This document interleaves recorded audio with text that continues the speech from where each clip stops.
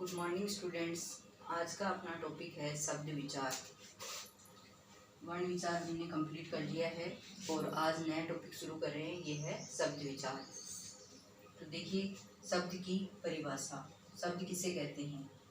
वर्णों के सार्थक एवं व्यवस्थित समूह को शब्द कहते हैं। वर्ण होते हैं, वर्णों का सार्थक। सार्थक का मतलब इसका कोई अर्थ निकलना चाहिए, और व्यवस्थित मतलब वो व्यवस्थित क्रम में जुड़े हुए हों, तो ऐसे समूह को हम शब्द कहते हैं। जैसे ल जोड़ कै जोड़ मैं, तो इससे शब्द बन गया लकम। लेकिन लकम ऐसा शब्द है, निरर्थक शब्द है, इसका कोई अर्थ नहीं होता है, इसलिए हम इसे सार्थक नहीं बोल सकते, तो ये होगा निरर्थक शब्द। अब आगे है कै जोड़ मैं जोड़ लय, तो इससे बनने वाला शब्द है कमल। कमल शब्द एक सार्थक शब्द है, क्योंकि इस शब्द का एक अर्थ होता है और ये एक फूल का नाम है, तो हम इसे कहेंगे सार्थक शब्द। तो इनको बोलते हैं सार्थक शब्द। ऐसे शब्द जिनका कोई ना कोई अर्थ निकले, उन्हें हम सार्थक शब्द कह सकते हैं। तो ये है निरर्थक, इसका कोई अर्थ नहीं है, और सार्थक शब्द ये है कमल, इसका अर्थ निकलता है। अब आगे देखते हैं शब्द और पद में अंतर। शब्द और पद में क्या अंतर होता है? जैसे कक्षा, पुस्तक, शिक्षक, विद्यालय, ये ऐसे जो शब्द हैं, ये सारे शब्द सार्थक शब्द हैं। सार्थक शब्द हैं, लेकिन जब ये ही शब्द वाक्य में प्रयुक्त होते हैं, लेकिन जब इन्हीं शब्दों को हम वाक्य में प्रयोग कर लेते हैं, कोई वाक्य ले रहे हैं, वाक्य बता रहे हैं हम, और उसमें इन शब्दों का प्रयोग किया जा रहा है, तो वहाँ पर ये शब्द पद कहलाते हैं। तो वहाँ पर ये शब्द वाक्य में पद कहलाते हैं। और अलग से हम अगर इनको लिखें, अलग से इनका प्रयोग करें, तो इनको जैसे कक्षा लिखा हुआ है, पुस्तक अलग से लिखा हुआ है, शिक्षक लिखा हुआ है और विद्यालय लिखा हुआ है, तो इनको हम सार्थक शब्द कह सकते हैं।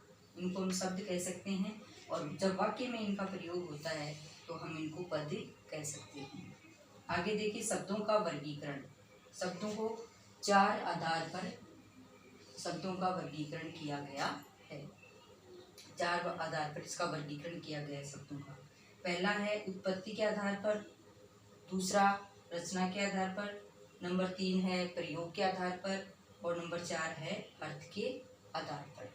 तो ये चार आधार हैं जिनमें इसको शब्दों का वर्गीकरण किया गया है, इनको बांटा गया है। तो सबसे पहले हम देखेंगे उत्पत्ति के आधार पर। उत्पत्ति के आधार पर, उत्पत्ति के आधार पर शब्द के चार भेद होते हैं। उत्पत्ति के आधार पर शब्द के चार भेद माने जाते हैं। ये चार भेद कौन कौन से हैं ये देखिए। पहला है तत्सम शब्द, दूसरा तद्भव शब्द, तीसरा देशज शब्द, और नंबर 4 है विदेशज शब्द। तो ये हो गए उत्पत्ति के आधार पर जो प्रयोग, उत्पत्ति के आधार पर जो भाग है इसका, तो उसके ये चार भेद माने गए हैं, तत्सम, तद्भव, देशज और विदेशज शब्द। ये चार भेद होते हैं इसके। अब इन चारों में से हम सबसे पहले पढ़ेंगे तत्सम शब्द। तत्सम शब्द दो शब्दों के मेल से बना है। तत्सम जो शब्द है ये दो शब्दों के मेल से बना हुआ है, और ये दो शब्द हैं तत् और सम। ये दो शब्द हैं इसमें। तो तत् शब्द का अर्थ देखो क्या होता है, उसके।